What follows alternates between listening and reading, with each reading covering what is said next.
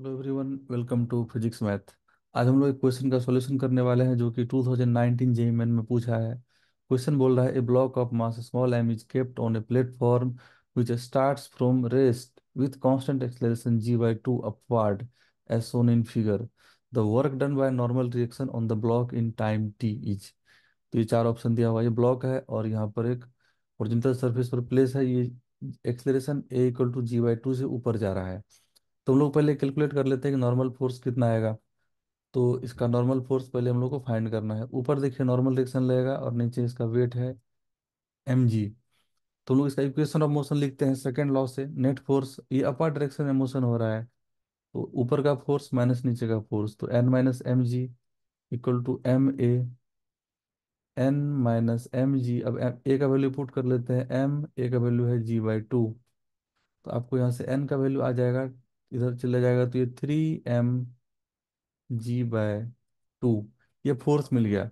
अब T time में कितना डिस्प्लेसमेंट होगा वो कैलकुलेट करना है। डिस्प्लेसमेंट भी इसी डायरेक्शन में है, ऊपर की तरफ। तो डिस्प्लेसमेंट फाइंड करने के लिए हम लोग के पास इक्वेशन है s = ut + ½ at²।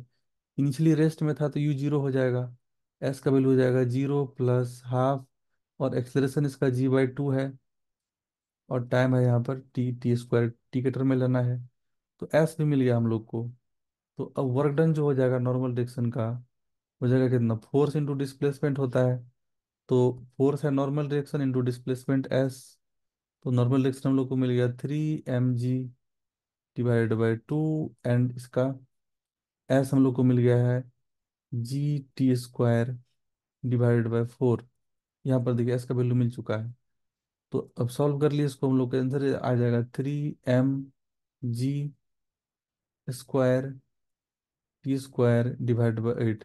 Positive sign है बिकॉज वर्क डन पॉजिटिव है, क्योंकि डिस्प्लेसमेंट और फोर्स नॉर्मल डायरेक्शन और डिस्प्लेसमेंट सेम डायरेक्शन में है। तो ये इसका करेक्ट आंसर हो जाएगा। तो ऑप्शन बी इसका करेक्ट आंसर होगा।